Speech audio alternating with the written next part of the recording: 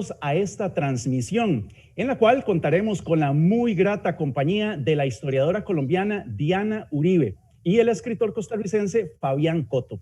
Ellos estarán en un conversatorio alrededor de las obras de Diana, 100 momentos que marcaron el mundo contemporáneo y Brújula para el mundo contemporáneo. Estos libros, así como algunas otras obras de la colombiana, las pueden adquirir en cualquiera de las tiendas de Librería Internacional y a través de nuestro sitio web libreriainternacional.com. Nacida en Bogotá, Colombia, Diana Uribe, llamada historiadora, quien durante más de 20 años ha trabajado en la radio. Gracias a sus programas, ha logrado que millones de personas se interesen por pueblos antiguos, lugares lejanos, por fenómenos políticos y movimientos culturales. Es además analista internacional. Fue invitada recientemente por el Consejo Británico a la celebración de los 20 años de la firma del Acuerdo de Paz de Irlanda del Norte. Dirige además proyectos de viaje desde hace varios años por lugares como Escandinavia, los Balcanes, India, China, la Ruta de la Seda, entre otros. Además de escritor, Fabián Coto es redactor de crónicas sobre la naturaleza y productor radial. Es coproductor del programa radial Charlemos en los 107.1 FM. Es editor también en el semanario Página Abierta e instructor de talleres literarios en el Centro Cultural San José. Ellos van a ser las personas que van a estar a cargo de este conversatorio y que estarán compartiendo con todos ustedes. Y precisamente, si ustedes gustan enviar alguna pregunta para ellos, para Diana sobre todo, que es la invitada de honor de esta tarde, pues pueden hacerlo a través acá de los comentarios del Facebook Live y nosotros pues le vamos a estar transmitiendo las preguntas a Diana para que las conteste completamente en vivo. Sin más que añadir, vamos entonces a dar comienzo a este conversatorio, saludando a Diana a la distancia. Y Fabián, en este momento te cedo la palabra para que comiences. Muy buenas tardes. Muy buenas tardes, Roger. Un honor estar con Diana. Bienvenida virtualmente a Costa Rica. Ay, muchas gracias. Para mí es un honor muy grande porque a mí me hace mucha ilusión Costa Rica, nunca he ido. Y sí, realmente me hace mucha ilusión poder llegar a verlos físicamente y me encanta estar aquí virtualmente. Bueno, esperemos que pronto este tema que nos tiene tan complicados como es el caso de la pandemia nos permita un día extenderle una invitación física para que esté acá y nos tomemos un café para reproducir esa añosa disputa entre si el café colombiano es más bueno que el costarricense. Ya lo haremos, estoy seguro que sí. Sí, rico. Ya se sabe, a mí me gustaría empezar conversando sobre esto, Diana. Se sabe que por lo menos hasta la llegada del peronismo, más o menos, culturalmente, el país culturalmente hegemónico en América era Argentina, más que Estados Unidos y México, ¿verdad? O por lo menos bastante hegemónico. Y no lo digo solo por los tangos de Gardel, o las películas de Libertad Lamarque, sino por muchas otras cosas. Eso, sin embargo, no impidió que se dieran otros flujos de intercambio cultural en otros países. Y aquí quiero hablar de nuestros países, porque nosotros, los costarricenses, en un país tan chiquito, se dio uno de esos fenómenos muy curiosos. La impronta de elementos de la cultura colombiana en nuestros rasgos identitarios. Y no vayamos más allá, basta un rasgo, el acento. Uno sale de Costa Rica y sobre todo en países suramericanos y es común que le pregunten a uno, ¿eres colombiano? Porque sí, porque tenemos un acento muy parecido, al menos en el Valle Central de Costa Rica, y un acento muy parecido al bogotano, no digamos al paisa o al de otras regiones. Parecido, por lo menos nosotros ustedeamos también como de esa manera coloquial. Y además nosotros no ustedeamos por distancia, ustedeamos también entre viejos amigos del colegio de toda la vida. Exacto, es como un ustedeo muy, muy cercano, muy cordial, ¿verdad? Muy amistoso, si se quiere. No genera distancia, también tuteamos, pero el usted no significa distancia, es también una manera de tratarse con los viejos compañeros. Exacto. Y hay otro rasgo que yo quería recordar. nuestro gran escritor costumbrista, nuestro referente de la escritura costumbrista, de la narrativa costumbrista, Manuel González Celedón, Magón, fue diplomático en Colombia mucho tiempo y, digámoslo así, se trajo a Tomás Carrasquilla a Costa Rica y lo puso a hablar de nuestros campesinos. Entonces es una cosa muy interesante. Y no vamos a hablar tampoco, no, más bien voy a hablar de los rasgos de nuestra gastronomía. Por ejemplo, la bandeja paisa es una versión, digámoslo así, maximalista de nuestro casado. Maximalista y mejor y superior.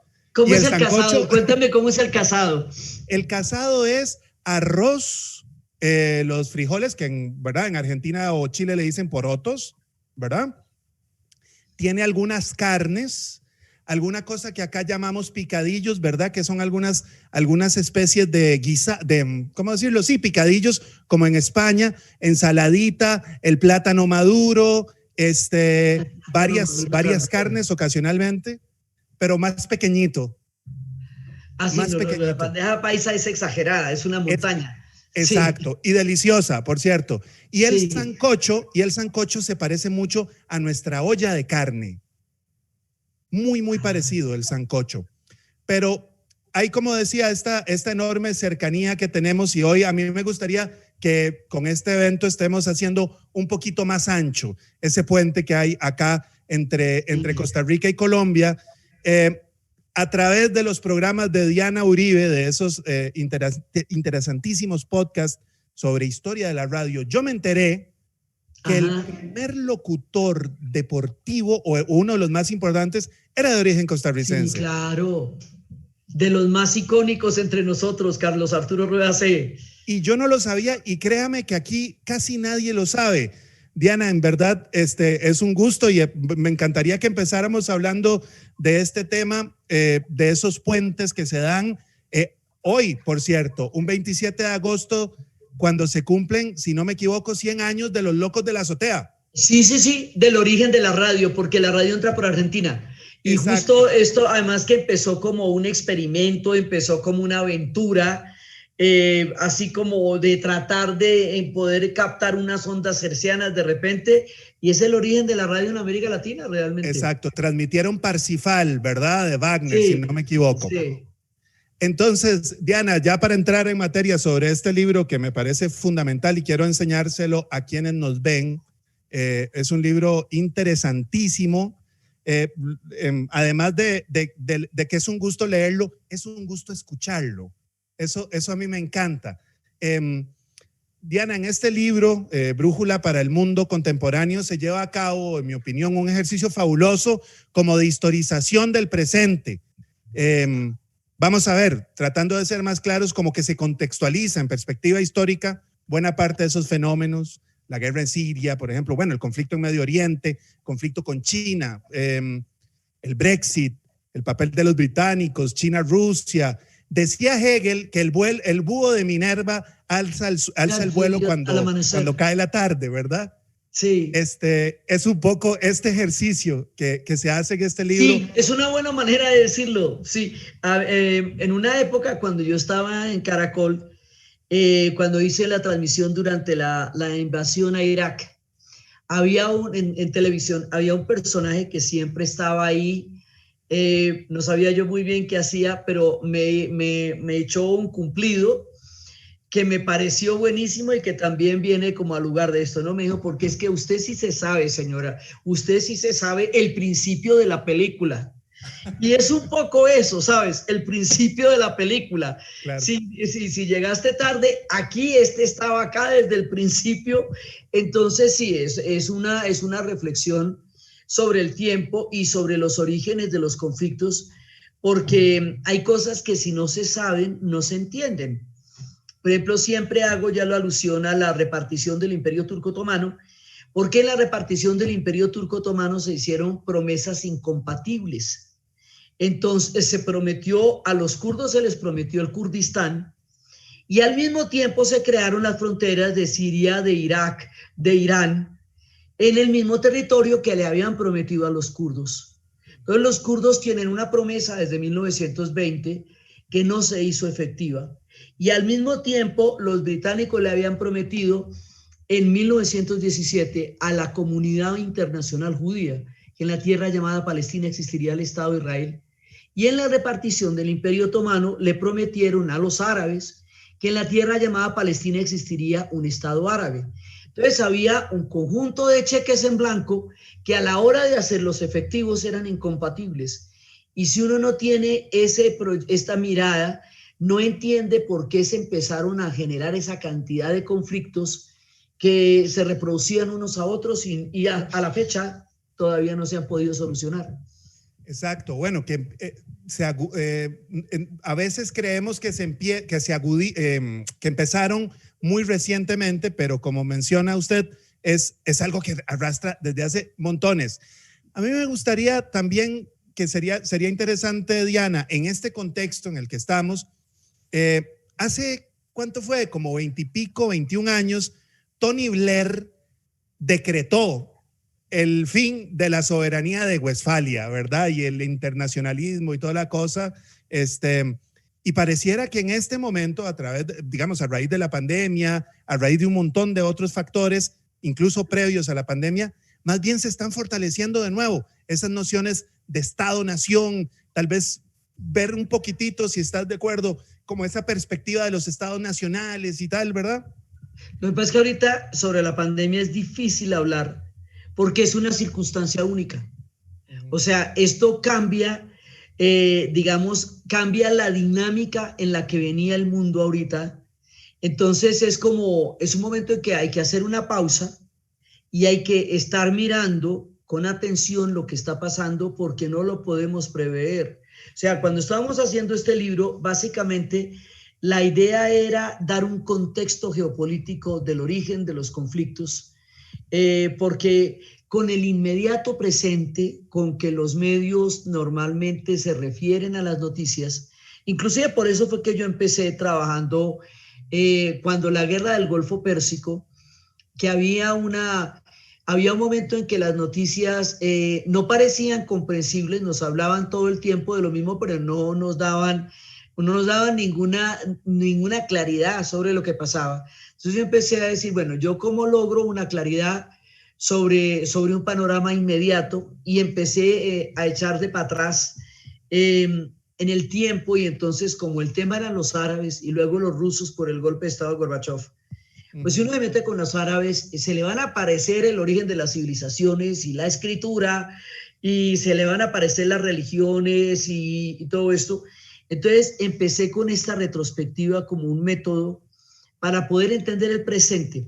Entonces la brújula es como un ejercicio de tomar una serie de temas del presente y empezar a ver desde dónde se originaron esos conflictos, para que la gente tenga un punto de partida para entender lo que está pasando. Esto rige hasta la pandemia, porque con el momento de la pandemia no sabemos los cambios que pueden suceder. Hay muchas cosas que en este momento están en cuestionamiento. El alcance de la medicina. O sea, estamos sin saber qué hacer con esto, y se supone que ya no las sabíamos todas. La necesidad de entender otros lenguajes de la medicina, porque por uno solo no estamos dando la respuesta. Se está poniendo en cuestionamiento el modelo de desarrollo, porque la relación con la naturaleza, ustedes los ticas son pioneros en eso y son realmente lúcidos en el continente para entender que la relación con la naturaleza tiene que ser otra. Entonces ustedes quedan en la esquina del movimiento porque ya se saben lo que la mayoría de las sociedades no han entendido o no hemos logrado aprender a implementar. Ahí ustedes quedan muy a la vanguardia, porque el modelo ecologista y de desarrollo natural de Costa Rica es lo que ahora nos está diciendo la pandemia que toca, un trato distinto con la naturaleza. Entonces, este modelo, todo el modelo extractivista industrial se está agotando. Todo el modelo, de consumo como lo concebíamos se está agotando. Entonces estamos como ante un cambio de paradigmas tan grande. Estamos en la mitad de un tiempo en que se va a revolucionar el sistema de valores que teníamos, porque modelos que estaban presentes desde el siglo XVI entran en crisis. Entonces, ¿para dónde vamos? No sé, pero a la parte que es dramático, también es muy interesante, porque cambia la baraja y no sabemos para dónde van. Entonces, el tema de los nacionalismos está, pero también hay una urgencia de democracia. Fíjate lo que está pasando en Bielorrusia. En Bielorrusia está pasando una cosa súper interesante, porque además las mujeres están vestidas de blanco, descalzas con flores, para proteger a los hombres. Mira lo interesante. Si los hombres salen a luchar contra la dictadura de Lukashenko, los matan. Entonces, ellas, lo que es Bielorrusia es un modelo bastante heteropatriarcal. Entonces, contaban las mujeres, a nosotras nos han enseñado a cuidar de nuestros maridos y de nuestros hijos. La mejor manera en que podemos cuidar de ellos es no exponiéndolos, porque si salen al frente de la protesta los matan. Ya matar a estas mujeres es entrar en un simbolismo muy difícil y ellas lo saben. Y ahorita son la línea frontal de la democracia en Bielorrusia. Y las están apoyando en Lituania y hay solidaridad en este momento en Praga. Entonces mira que muchas cosas, el tema de la mujer desde el cuidado de lo femenino frente a la naturaleza y a la vida adquiere otro significado en esta época porque se habla de una mirada mucho más yin que una mirada yang. Entonces ahorita estamos en un punto en que tantas cosas, sí hay nacionalismos, pero también hay una urgencia de una democracia, hay un agotamiento de modelos políticos, como es el caso del Líbano, que, o sea, literalmente la explosión que generó la tragedia hizo también visible esta crisis profunda que viene viviendo el Líbano y que se había dado con todas estas marchas antes, incluso durante la pandemia. Esto tiene, lo que estamos viviendo ahorita tiene una propiedad particular, desnuda la realidad como es. Entonces tú te quedas viviendo la realidad, la que tienes, no solo a nivel geopolítico, sino a nivel individual. O sea, como estás con tu pareja o con tus ex o con tus hijos, o el que está solo queda solo, es como una manera de hacer muy visible la realidad que de otra manera no te resultaba tan evidente. Este es un tiempo en el que estamos en la punta de un momento de cambio. Ahí es muy difícil hablar, porque como decía Bob Dylan, no hablen muy rápido porque la rueda aún se está moviendo, porque los tiempos están cambiando. Sí, times they are changing. Entonces estamos en la rueda girando todavía. Pero la idea sí es partir de donde partimos con la brújula. O sea, de donde estamos, ¿cómo llegamos ahí? Claro. Ahora que mencionas a Bob Dylan, hay un tema interesante. Nosotros sabemos que a lo largo de su trayectoria, tanto en Brújula para el Mundo Contemporáneo, como en esta maravilla que yo se la recomiendo a todo el mundo, esto es fascinante, es muy didáctico, además de interesante. Hay una preocupación que sabemos, porque nosotros hemos indagado y nos hemos dado a la tarea de buscar mucho sobre Diana Uribe. Sabemos que esa es una preocupación, el tema de las contraculturas es una preocupación desde los años universitarios, ¿verdad? Ciertamente, Diana. Sí, yo hice una tesis que se llamaba La Nación de Woodstock y la construcción de la utopía. Incluso este es el libro de contracultura, porque es una historia que, o sea, yo hice la tesis, después eso se volvió un curso en el externado, después se volvió un programa de rock que se llamaba Imaginarios del Rock. Ajá. Y bueno, y después se volvió este libro que también, esto tiene también una gráfica completamente impresionante y está muy musicalizado, ¿no? Porque yo integro la música y la historia como relatos totalmente entrelazados. ¿Por qué me interesa? Primero porque a mí me interesa la utopía y esa fue como la última gran utopía que hemos vivido, porque es cuando empezaron a hacerse preguntas que no se habían hecho antes. Esas preguntas van a ampliar el concepto de derechos humanos que teníamos. Y ahí es donde está lo interesante. Entonces empiezan cada uno, si tú miras la contracultura, ¿Qué es la contracultura? Es una ampliación profunda de los derechos humanos que se hace durante una década. Entonces empiezan a preguntarse y todo va, digamos, una cosa va llevando a la otra. El movimiento por los derechos civiles dice, bueno, pero el sueño americano es un sueño blanco, porque un país que se proclama el primero en reconocer la igualdad ante la ley, no la reconoce para los ciudadanos de raza negra. Entonces pedimos que se nos cumpla lo que dicen que es el fundamento del país y que un racismo institucional como el que había no puede tener sentido en un país que tiene una propuesta de democracia para sí mismo y para el mundo. Alrededor del movimiento de los derechos civiles, que es como la punta de lanza, empiezan los demás grupos a manifestarse. Unos por la exclusión y otros por el sentido. Entonces, digamos, los movimientos por los derechos civiles, todos los movimientos negros por la exclusión, los movimientos latinos por la exclusión, pero los movimientos estudiantiles y el hipismo, que es el más interesante de todos, por el sentido. Entonces, los movimientos estudiantiles decían, bueno, las universidades se vuelven fenómenos de masas y no de élites. Entonces, se necesita la democratización en el aula por el derecho al discurso libre, the free speech movement. Y eso va a hacer también que los estudiantes sean, en quienes yo creo además mucho, los nuevos agentes de la transformación histórica. Entonces empiezan los movimientos estudiantiles, empieza el hipismo, el hipismo es muy interesante porque eso es un movimiento existencial. Ese es un movimiento de sentido y esos son los primeros ecologistas. Esos son los primeros que van a mirar, a ponerse en contacto con la India. Por ellos va a llegar el yoga y el tai chi y la meditación.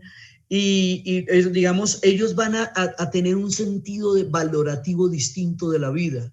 Entonces, todos esos, y después de 10 años, todo el movimiento antiguerra, que es lo que va a aglutinar a todos estos movimientos que de otra manera serían atomizados.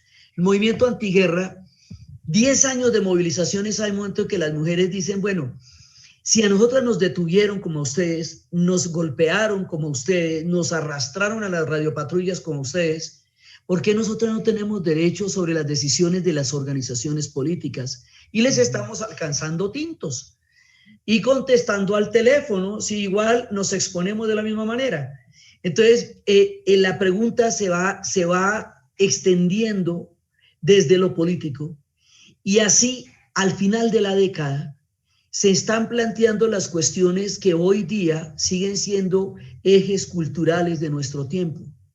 Entonces, a mí me interesa porque es un movimiento de preguntas. Y esas preguntas van a generar cambios profundos en la cultura. Los movimientos gay, muy ligados a los movimientos feministas, porque son exclusiones que no están dadas ni por raza, ni por economía, sino por género o por opción. Entonces, toda esa cantidad de preguntas que se hicieron al mismo tiempo, en últimas van a ser una utopía que el Bayo francés llamaba la imaginación al poder. Ser realistas, pedir lo imposible. Claro. Por eso me llama tanto la atención. No, y a mí me parece muy interesante y también lo digo para quienes nos escuchan, me encanta en los trabajos que realiza Diana, hay un diálogo entre esos movimientos culturales y los cambios tecnológicos. Por ejemplo, yo recuerdo, la puntualización que hacía sobre el transistor, la miniaturización de la radio y cómo eso posibilitó que el rock, que era aquella cosa prohibida, se pudiera escuchar en la intimidad de las alcobas o qué sé yo, ¿verdad? Cada joven, cada adolescente.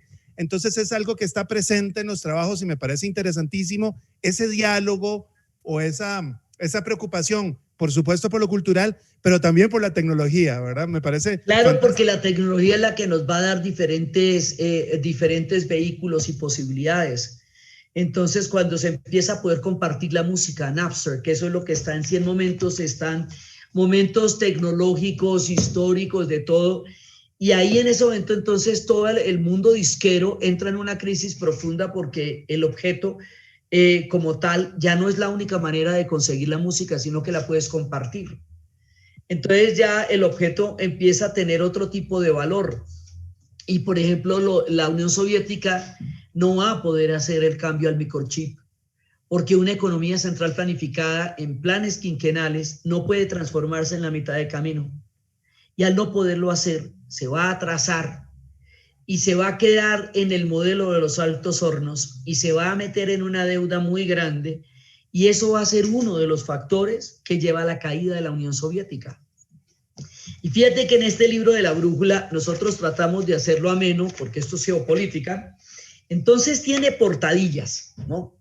Tiene portadillas que te van chismoseando, porque también lo puedes ir mirando, de qué se trata el capítulo, ¿sí? Y tiene mapas que unos que creamos nosotros, mapas para entender desde dónde estás parado, mapas para entender qué es el Kurdistán, qué es la Unión Europea, qué es la Unión Schengen, cuáles son todas las diferentes, digamos, agrupaciones, cuál es la descolonización, ¿sí? Entonces, los mapas, intentamos hacer los mapas, cuestionar el Mercator, ¿no? El Mercator es la metodología esta de proyección. Sí, donde el norte queda gigantesco y nosotros del sur quedamos así apagaditos debajo, pero eso no es así en la geografía. Sí. Y también es lo del Brexit y todo esto, digamos, los mapas apoyan esto. Y tiene una banda sonora que a mí me encanta. O sea, yo pongo las canciones que me gustan, que me han inspirado y que me ayudan a explicar cosas, ¿no? Entonces también es un poco como compartir el disfrutar, entender. Claro. Es como la idea. A mí me parece además interesante eso que haces, Diana, porque vincula al sentido clásico, por llamarlo así, de la historia, ¿verdad? La musa de la historia era Clio, que era la de la poesía y de la historia, ¿verdad? Eso es muy lindo. Entonces, cuando uno se enfrenta a estos relatos en los que, por ejemplo, vas a escuchar cosas sobre la revolución, digamos, sexual, y hay una banda sonora que te ilustra eso a través del rock, esa reelaboración del blues que has investigado de manera tan interesante, ¿verdad? Pero, por ejemplo, en el caso de la contracultura, una de las cosas que me llamó tanto la atención, yo soy rockera y siempre he sido rockera, es que cada una y salsera también, cada una de los movimientos y de los eventos que tuvieron lugar durante los años 60 fueron cantados antes que ser contados. Entonces, porque no había tiempo, era tan vertiginoso que no había tiempo para escribir o siquiera analizar lo que estaba pasando. Las cosas pasaban en las calles. Entonces, si tú querías saber para dónde iba la vaina, tú escuchabas a Bob Dylan. Entonces, Bob Dylan era como un faro para decirte, porque por la lucidez del hombre, un visionario, él podía entender como en conjunto lo que estaba pasando. Lo cantaba, sí, de esa línea de los trovadores americanos que han sido pioneros en los campamentos de huelga y todo eso. Entonces él lo cantaba. Entonces hay una canción de Buffalo Springfield que se llama Por lo que vale, For What It's Worth. Y es la que dice, hay algo que está pasando aquí. Ajá. Lo que no es exactamente claro, pero hay que parar, escuchar y mirar qué es lo que está pasando. Entonces, todo empieza a concatenarse. Entonces, todas las canciones de la revolución sexual, todas las canciones están cantadas. Por ejemplo, la canción de Me and Bobby McGee, de Janis Joplin, empieza a plantear relaciones que no necesariamente tienen que ser las convencionales, sino que pueden ser un rato del camino y pueden tener toda la validez, ¿sí? Y empieza, o sea, desde la vida cotidiana, desde las mujeres, desde la guerra contra el Vietnam, que es casi un género musical. Si tú oyes el Festival de Woodstock, hace poquito se cumplieron 51 años, la mayoría de canciones son antiguerra. Entonces, todos los movimientos están contados ahí. y están cantados. Entonces yo empecé a escuchar las canciones y a escuchar a los Rolling Stones y a escuchar a los Beatles. Los Beatles son mutantes. Cada vez que va pasando un matiz de la década, ellos lo van musicalizando. Y esa es su genialidad. Entonces al principio están en el rock and roll, luego entran en la psicodelia con Rubber Soul, luego van a entrar en la India, sí, y luego van a entrar en el cuestionamiento del sectarismo político en una canción como Revolution. Ajá. Entonces esa sensibilidad musical para entender los cambios de la época, aparte del fenómeno mediático, es lo que los hace tan poderosos. Y me encanta eso, Diana, que dijiste. Yo ya empecé ustedeando y ahora estoy voceando. Está la cosa, pero lo que dijiste me encantó porque un paisano tuyo, Germán Arciniegas, decía justamente en algún momento en la biografía del Caribe, sí, los pueblos antes de contar cantan. Sí.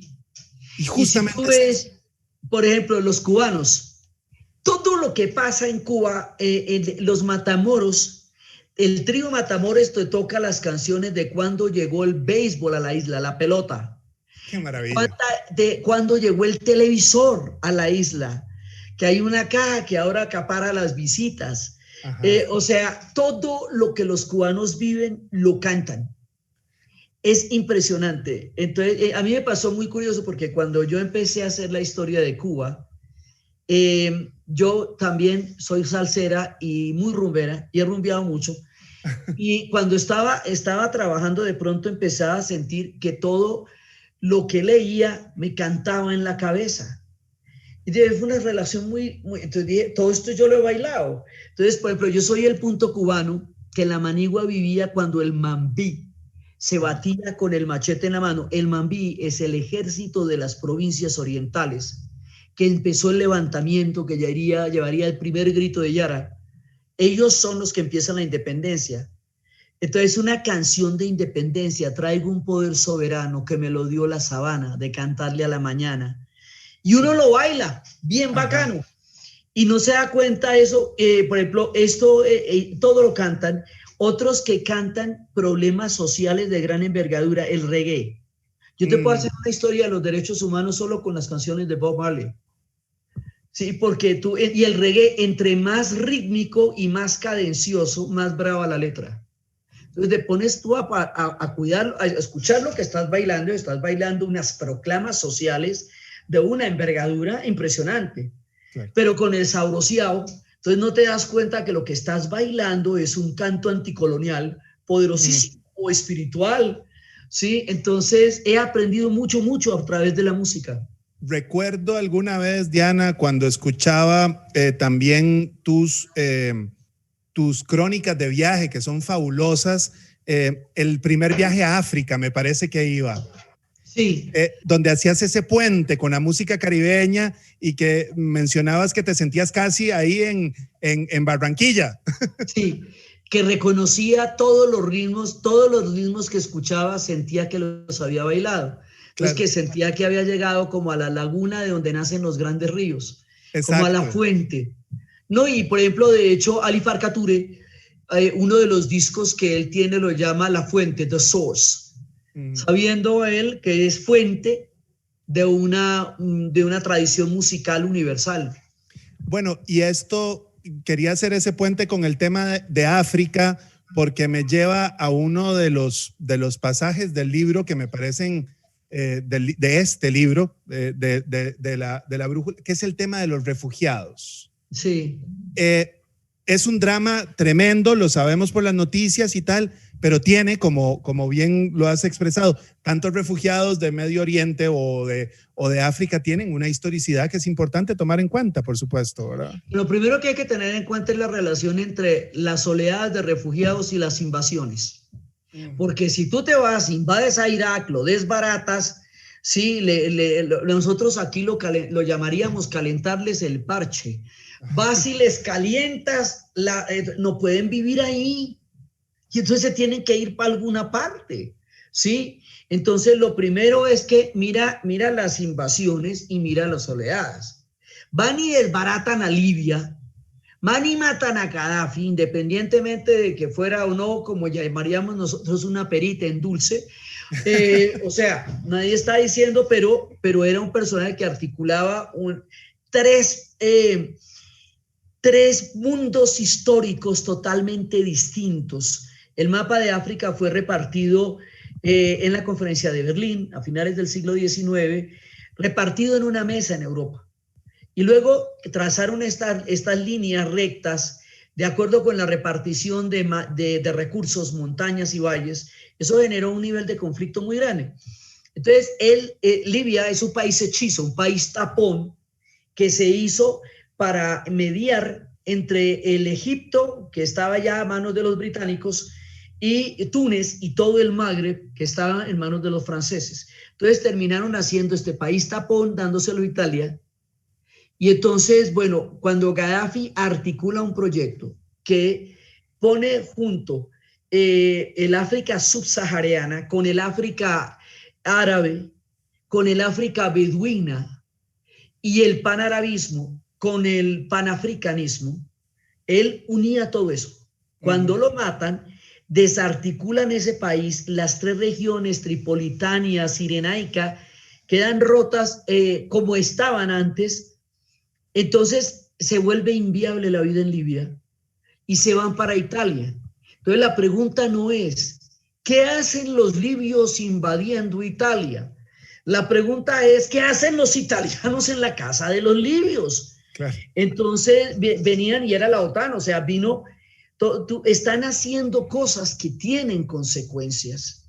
Y el mostrar a los refugiados como, me han llegado a invadir la sala, pero a ver, si tú fuiste, los invadiste, les mataste sus líderes, claro, se los humillaste además, porque la manera como matan a Gaddafi y a Hussein es no solamente para matar al líder, sino para humillar el legado.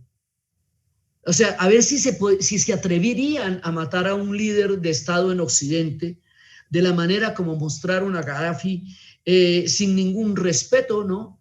Entonces imagínate que cogieran a cualquiera de estos, de los líderes en Occidente, y le pegan una matada a esas y lo muestran en las cámaras, a ver si esto no sería como para dar alaridos.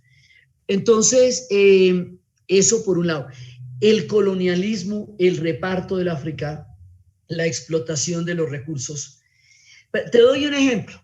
La economía del África Occidental estaba determinada por una moneda que se llama el CEFA, eso lo contamos acá. Esa moneda se imprime en Francia y por cada billete que se imprima hay que dar un dinero a los franceses. O sea, ellos no imprimen sus propios billetes y no tienen el control sobre su dinero. Entonces, el control del precio del CEFA se determina en Francia. Entonces, eso genera una dependencia económica de base. Entonces, bueno, ¿cómo desarrollas tú un país que quedó con ese lastre colonial? Y van llegando, y entonces el tema de los refugiados es desconocer por qué están refugiados. O sea, nadie abandona su casa ni su vida, si no es porque la vida se le ha hecho imposible. Entonces, el otro tema de los refugiados es que cuando los refugiados eran europeos, cuando eran suecos, cuando eran alemanes, cuando se deshacía el imperio austrohúngaro, entonces eran fuente de progreso y eran fuente, entonces eran los horizontes y las películas gringas de la isla Ellis y el barco y todo el mundo gritando América, y entonces eran sensacionales. Pero cuando los europeos son sirios o venezolanos, o los europeos son libios, entonces ahí sí les parece que les estorban. Entonces el problema no son los refugiados, sino la nación y la clase, y ahí estamos hablando de otra cosa. Claro, claro. Es interesante, Diana también tiene otro libro súper interesante sobre las guerras de independencia. Eso nos lleva ahí, ¿verdad? Ese tema. Ese es el nacimiento de un continente. A mí me gusta mucho esto porque nadie, absolutamente nadie, hubiera podido lograr una independencia solo.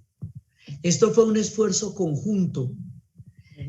Pero, o sea, fue deliberado, realmente hubo un acuerdo, y al liberar esta independencia, primero el movimiento de juntas político y luego ya el movimiento de las batallas, al librarlo juntos, al coordinarse Bolívar y San Martín, al terminar toda la independencia hasta arriba, al tomar las decisiones de escoger un idioma y una religión, creamos una cultura que nos hermanó como ninguna otra cultura de la tierra. O sea, a mí me gusta esta historia porque de aquí sale lo que es un latinoamericano. Yo siempre cuento que en esta historia, al final de esta historia vamos a parir un latinoamericano. Ajá. Y eso hace que en cualquier parte del mundo, si otra persona es latinoamericana, hay una cantidad de supuestos que tú tienes de entrada. Lo puedes abordar, lo puedes mirar, nosotros nos miramos. Entre los europeos eso es intimidante y acaso mal visto, mala educación, que tú mires a alguien, que lo mires como está vestido, oye, qué bonito te queda ese vestido, sí, y entonces te cortaste el pelo, sí, entonces todo eso ellos no se ven. A los niños les dicen, chiquitos, les pegan en la mano y le dicen que no mire fijamente, don't stare. Ajá. Sí, nosotros nos miramos un buen rato, sí, nosotros nos tocamos, tenemos una relación de contacto muy fuerte. Muy corporal. Muy corporal. A mí me decían unos alemanes en la invitación de la Unión Europea, que me tocó por allá, ellos eran cooperantes de América Latina, y decían, a mí me encanta porque un latinoamericano se encuentra con otro y le dice, hola, ¿cómo estás? Y se pasan la tarde hablando y tienen de todo que hablar, siempre tienen tema. Si nosotros los alemanes nos sentamos con mi mejor amigo y no decimos nada porque tampoco tenemos todo eso que contarnos. Entonces, esa capacidad de entrar en confianza, hay un reconocimiento de identidad entre nosotros que es entrañable y es muy importante. Y hay regiones, ¿verdad? Por ejemplo, este tema de la cuenca del Caribe, hay un montón de elementos comunes, eso es algo fabuloso. Y esos elementos comunes también han hecho, y eso es otra cosa que me parece que sería interesante verlo, por ejemplo, en tu libro se planteaba cómo llega, por ejemplo, cómo era el tema aquel de cómo llega la Guerra Fría a América Latina a través de Cuba y cómo llega, o sea, se particulariza Claro. ¿verdad? Esos procesos se latinoamericanizan, ¿verdad? Sí, la idea es porque cómo llegan acá y cómo nos van a afectar, cómo aparentemente cosas que suceden en lugares tan remotos van a terminar definiendo la geopolítica de nuestro continente. Entonces, ¿cómo aterriza esa historia aquí? Sí, y esa es como la idea de poder dar un piso para ubicar, sí. Claro, de cómo se hace latinoamericano ese tema. A mí me parece interesante también ver luego, digamos, de esto que hablábamos, pasar un poquito hacia más cercano, hasta estos tiempos más cercanos. En algún momento, al principio hablabas del tema de ¿cómo le decís? La primavera silenciosa, que es el tema de la naturaleza, ¿no? Sí. Sí. ¿Cómo se empiezan a consolidar? Es decir, los hijos un escritor francés que es muy cínico, que se llama Michel Houellebecq, decía que los hijos de los hippies son los serial killers, pero no son solo los serial killers. Digamos, hay una serie de movimientos en los 90s y en los 2000s que tienen conexión con esas contraculturas, y un poco el tema de la naturaleza, los derechos reproductivos y tal, que se abordan acá en tu libro, pues están vinculados de alguna manera, ¿no? Claro, porque empiezan, digamos, primero empezar a ver la tierra de nuevo como un sujeto y no como un objeto de explotación, no como un otro que está ahí para que yo me beneficie de ella, sino que yo soy parte de la naturaleza. O sea, a partir de la primavera silenciosa y a partir de un tema con el hipismo que es muy interesante. Cuando los hippies llegan a la India, se dan cuenta al entrar en contacto con la cosmovisión hindú que el hombre no es el show de la evolución, o sea, que no empezamos desde los animales unicelulares, los organismos, para que llegara el hombre con su premier, ¿sí? a lucirse, sino que es que nosotros somos parte infinita del cosmos y que el cosmos bien se las puede arreglar sin nosotros. Eso fue lo primero que entendieron, pero era que estos hippies que llegan a la India vienen de sociedades que tienen unos niveles de basuras industriales y de producción, claro. porque ellos venían con unos modelos de altos hornos y unos modelos siderúrgicos altamente contaminantes. Entonces ellos llevan, o sea, de su sociedad en las basuras, de lo que va produciendo una contaminación del tamaño de la que llegaron a tener, y llegan a la India y se dan cuenta que los hindúes tienen una cosmovisión. Los hindúes tienen 33 millones de dioses solo para entender cuán infinita es la divinidad. Entonces, tan se les voltea la cabeza y dice, un momentico, nosotros no somos los dueños de la tierra, somos parte de la tierra, y empiezan a mirar de una manera totalmente diferente, porque fíjate que en el momento en que Descartes nos lleva a la tierra máquina y empiezan a hacer, el planeta se vuelve de relojeros, y los relojeros pueden apretar las manecillas, se pierde la posibilidad de entendernos como parte de la naturaleza, y es cuando se vuelve aquel que la explota. Esa conciencia se transforma casi que por primera vez con los hippies, cuando van a la India y entran en contacto con la cosmovisión de los hindúes y empiezan a darse cuenta que hay un enfoque completamente diferente. Entonces, los hijos de los hippies son ecológicos. O sea, ya tienen el chip de la ecología, ya de entrada, ¿sí? Empiezan a tener otro tipo de visión sobre el mundo.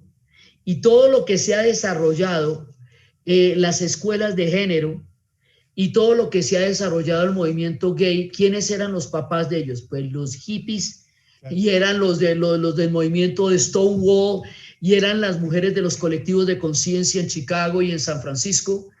Entonces, digamos, es una manera un poco de, nosotros llamamos bajarle la caña, cuando tú le quieres quitar a algo, digamos, como la importancia que tiene, ¿no? Entonces es bajarle la caña.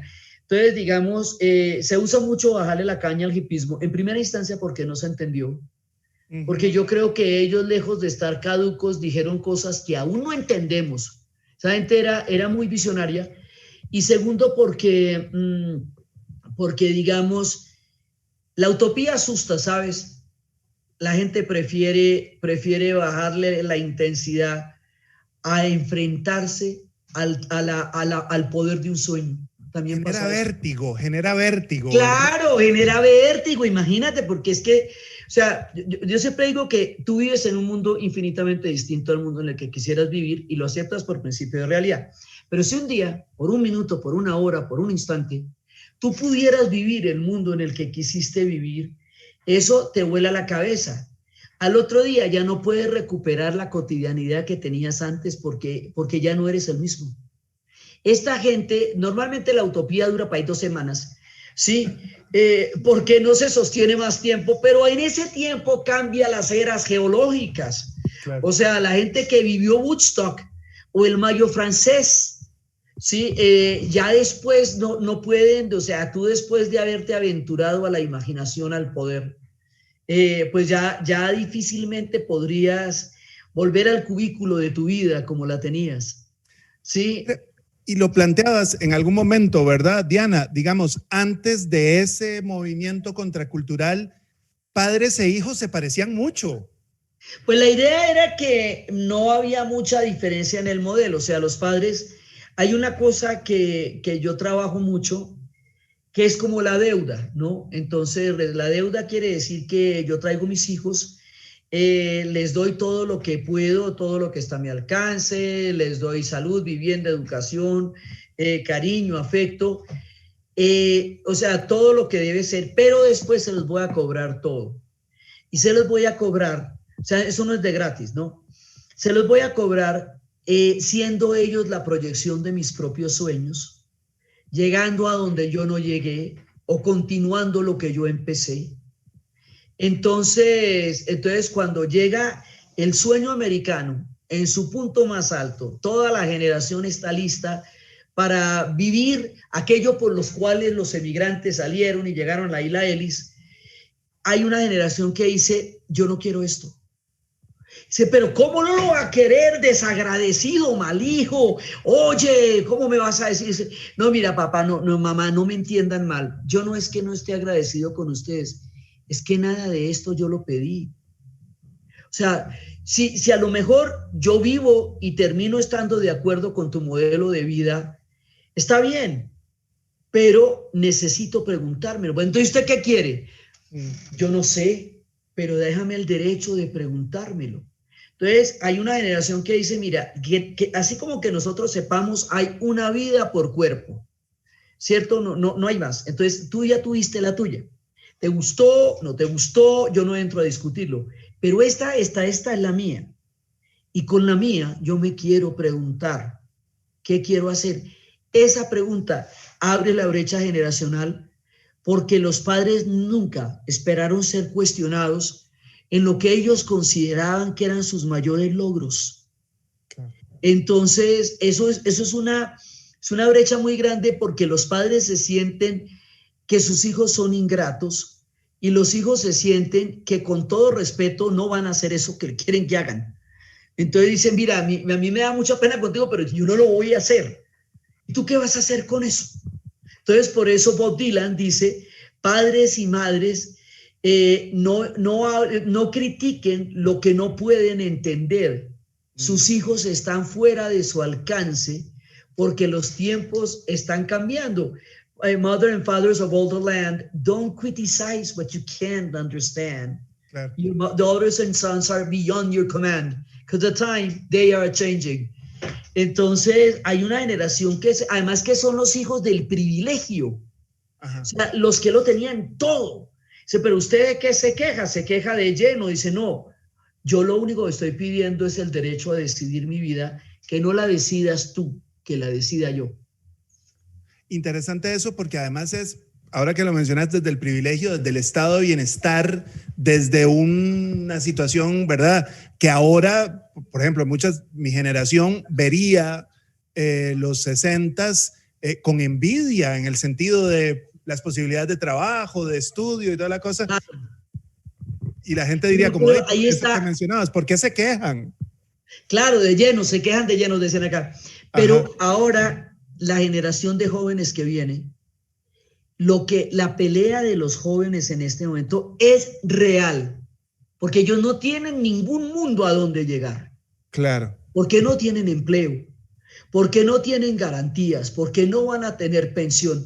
Ni siquiera ese mundo convencional acomodado les queda ya, porque sin los estados benefactores es sálvese quien pueda.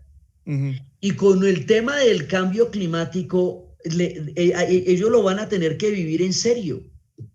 Entonces la pelea de los jóvenes y la pelea de una chica como Greta, que dice, alto, por favor revisen, es una pelea de primera línea, es la pelea por el derecho a la vida de ellos. Uh-huh. O sea, ellos saben que pueden ser la última generación que vea glaciares. Ellos saben que puede ser la última generación a la que no se le hundan las ciudades y que si no hacen algo inmediatamente y que si no cambian las cosas, el mundo va a ser invivible para ellos. O sea, la pelea de los jóvenes ahora es la pelea de toda la especie. O sea, es lo más serio que yo he visto. Y hay que apoyarlos, pero sobre todo hay que escucharlos. Uh-huh. Porque ellos están para liderar. Me parece fantástico eso. Diana y queridos y queridas personas que nos están escuchando, ya estamos llegando al final. No quiero dejar de mencionar. Oye, pero ¿a qué horas? Se fue rapidísimo, así? Porque aquí, sí. No, es que podríamos seguir horas. Yo podría seguir horas, nos mandamos a hacer otro tinto, y como dicen allá, sí. Porque vamos llegando al... a mí me gustaría mencionar otro punto respecto a esto, y es esa resurrección, Diana, que también lo tratas en este libro, en Brújula, sobre el conflicto Oriente-Occidente. Lo creíamos de alguna u otra forma olvidado, no sé, digamos, por lo menos durante mucho tiempo no parecía ser una amenaza para los valores occidentales o el modo de producción, China no era una amenaza, permaneció dormidita mucho tiempo y despertó como un gigante titánico, ¿verdad? Y ahora emplaza e interpela el poder hegemónico de Estados Unidos, ¿no?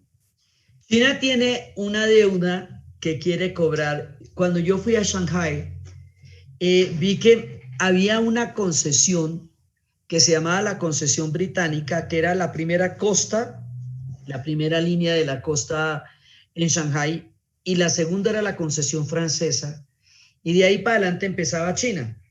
Entonces los productos chinos tenían que pagarle un impuesto a los franceses y un impuesto a los ingleses para llevar sus productos a la costa.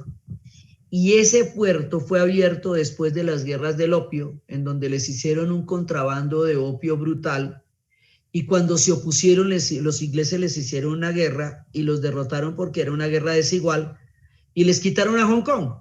Interesante, perdón que te interrumpa, Diana. Me decía una vez un amigo, la primera guerra de las drogas fue una guerra, la primera guerra de drogas fue una guerra más bien buscando el consumo de drogas.